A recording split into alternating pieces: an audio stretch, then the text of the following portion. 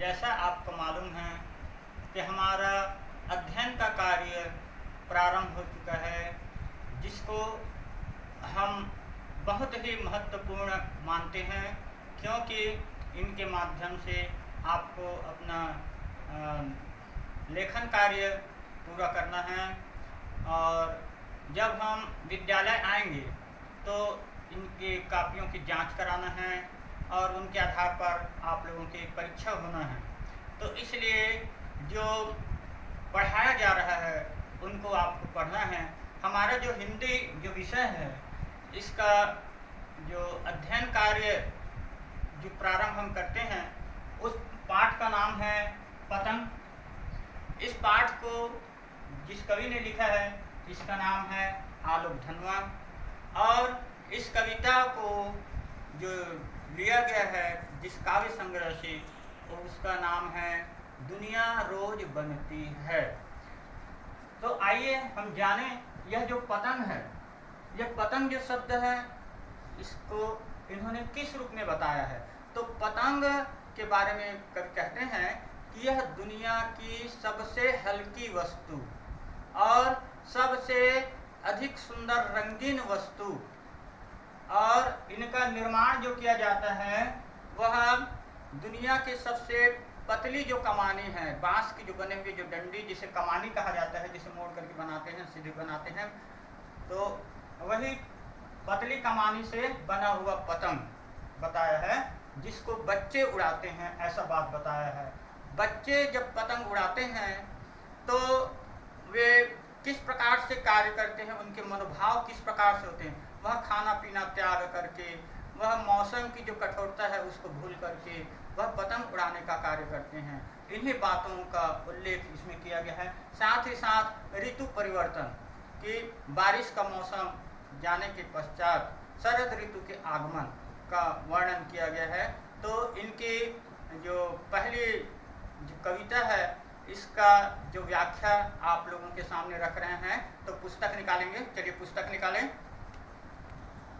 कवि जो है वह कहते हैं, काव्य पंक्ति देखिए, सबसे तेज बौछारें गई भादो गया। भादो एक महीना का नाम है।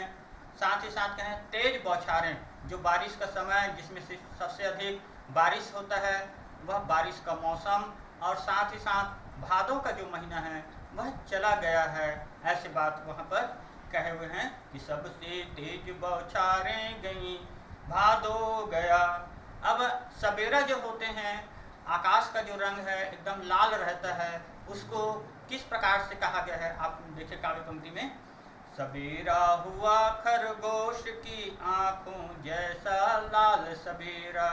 लाल सवेरा बता रहे हैं, जैसा जो खरगोश की जो आंख है लाल भूरा होता है, ठीक उसी प्रकार से सवेरे का समय और जब सूर्यास्त होता है उस समय भी लाल रंग रहता है, एक ही समान रहता है। तो यहाँ पर सवेरे जो समय है, सुबह का जो समय है, उसको कह रहे हैं सवेरा हुआ खरगोश की आंखों जैसा लाल सवेरा, इस तरह से कहा है। फिर आगे पंक्ति देखिए क्या कह रहे हैं, शरद आया फूलों को पार करते हुए।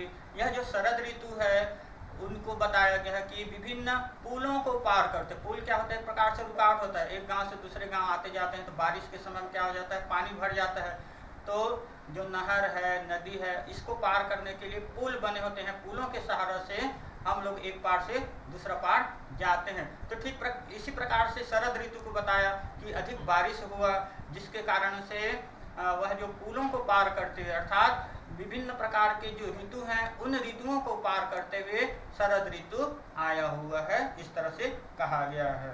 फिर आगे देखते हैं,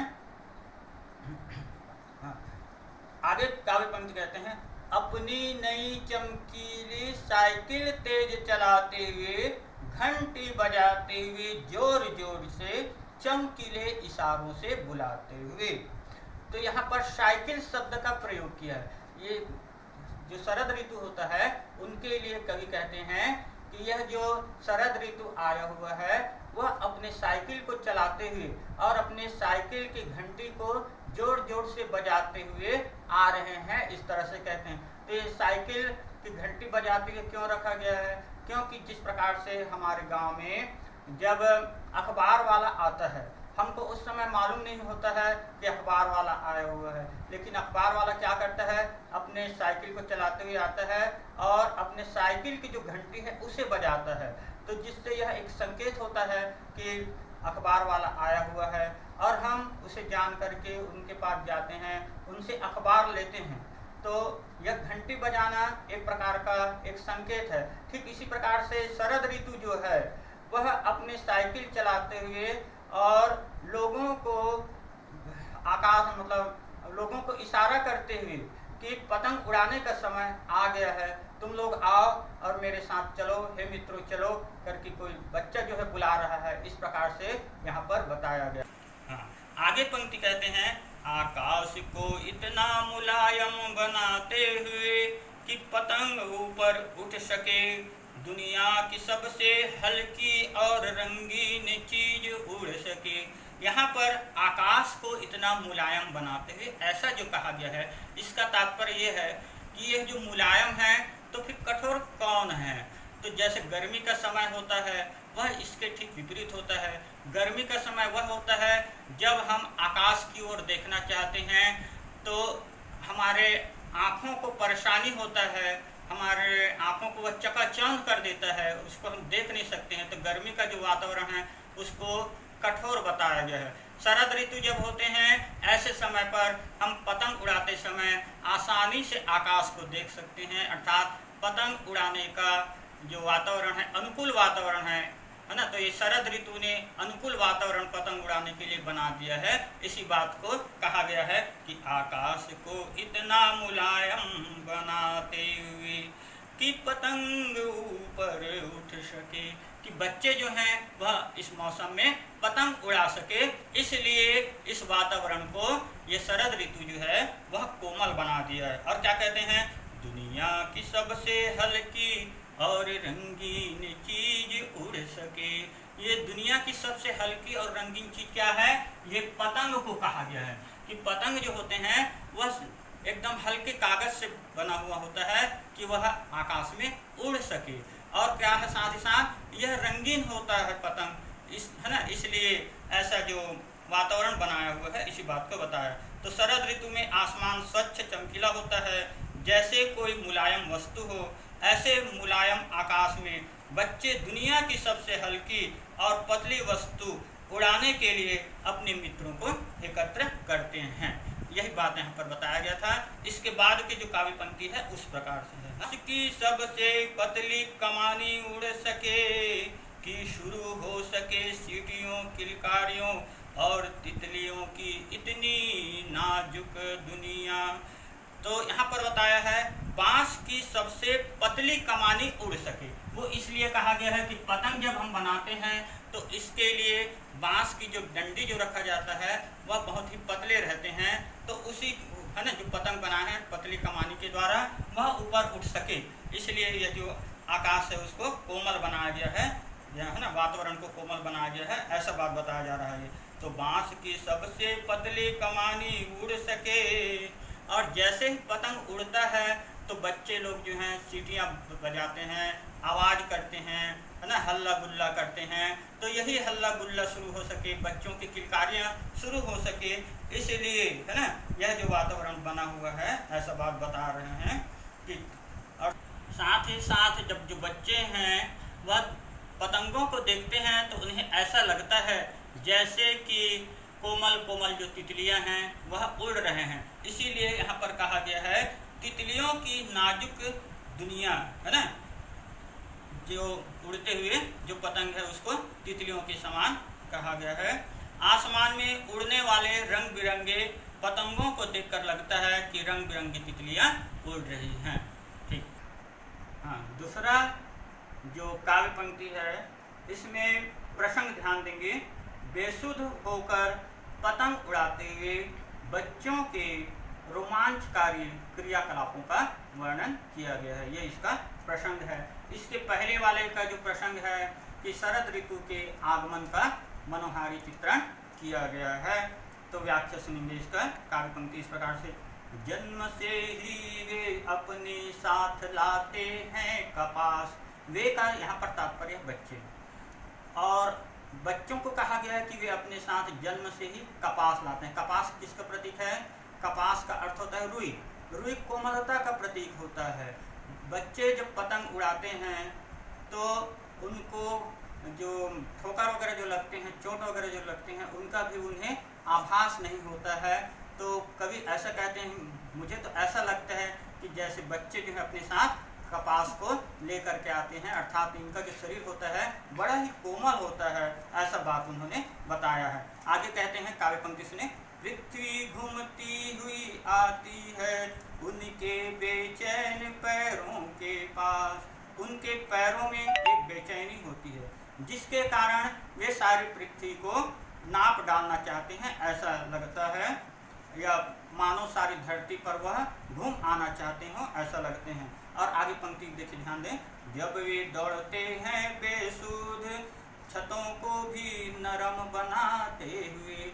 वे बेसुध हो जाते हैं, उनको इतना भी परवाह नहीं होता है कि हम जिस पर दौड़ रहे हैं वह छत जो है कठोर है, तो वह कठोर जो छत है उस पर भी इस प्रकार से दौड़ते हैं जैसे कि वह मुलायमदार कोई गद्दीदार जो जगह हो वहाँ पर दौड़ रहे हैं, ऐसा वे दौड़ते हैं। तो उसी को उन्होंने कहा, जब वे दौड़ते हैं बेसुध छतों को भी नरम बनाते हुए। तो छत जो कठोर होते हैं उसको भी कोमल है ना, गद्दीदार बना दिया हो, ऐसा कह रहे हैं। फिर आगे पंक्ति देखेंगे। दिशाओं को मृदंग की तरह बजाते हुए। जब बच्चे हल्ला गुल्ला करते हुए विभिन्न दिशाओं में जब दौड़ते हैं तो विभिन्न दिशाओं से आवाज़ भी आते हैं, किलकारियों के आवाज़ आते हैं। उन्हें सुन करके कभी ऐसा महसूस करते हैं जैसे वह अनेक जो दिशा हैं उनको बाजा के समान, मृदंग के समान बजा रहे हैं, ऐसा उन्होंने कहा हुआ है। आगे पंक्ति है, ध्यान दें। बढ़ते हुए चले आते हैं डाल की तरह। पेंग भरना का तात्पर्य होता है झूलना, मतलब झूले जो होते हैं आगे पीछे जिस प्रकार से जाते हैं, ठीक उसी प्रकार से बच्चे जब चलते हैं तो उन्हें देख करके भी ऐसा लगता है कि वह जो झूले होते हैं उसके समान वह लहरा रहे हैं, इधर उधर डाल की तरह झूल रहे हैं, ऐसा महसूस होते हैं, ऐसा बात बताया गया है। आगे पंक्ति देखें। आगे पंक्ति है।